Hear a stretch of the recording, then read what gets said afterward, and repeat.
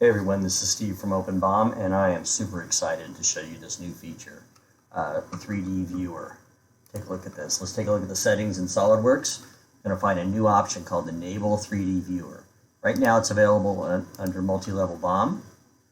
So 3D views will be created for multi-level or for catalogs. So I've turned it on. I'm going to create a bill of material.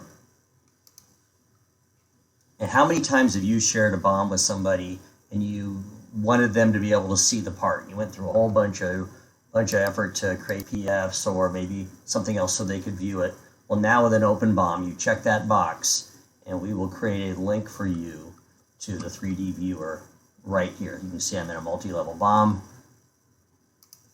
Built right into this BOM now as a 3D viewer. It's controlled by the permissions to your BOM, so anybody has access to your BOM has access to the 3D viewer. They can measure, do all kinds of cool things within the viewer, but give it a try. It's in the January 2020 release.